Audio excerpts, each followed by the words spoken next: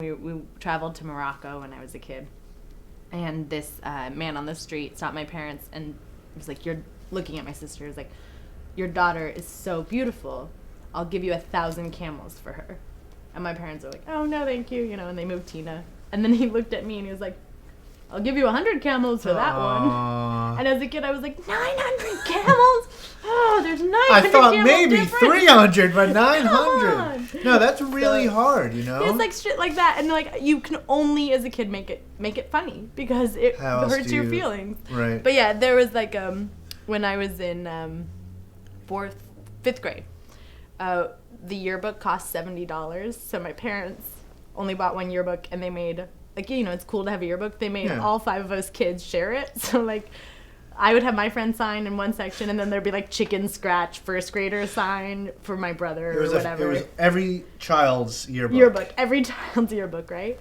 So in this every child's yearbook one year, two of the 2 most popular boys in my grade both signed my sister's section of the yearbook, which they didn't know was also my yearbook, and they both wrote, "How come you're so pretty and your sister isn't?" And I mean, I was devastated. I read that and I like cried, and my mother was like, "Don't get mad, just get even." So How'd you get even? Well, I went to school and I was like, it's funny, I know this speech by heart still. I went to school and I asked to sign their yearbooks, and I wrote the same thing in both the yearbooks, which is, "You will regret your comment in my sister's side of my yearbook next year when you beg to go out with me. Ouch. Of course, I will refuse." Then I signed my name. Who got the last laugh there?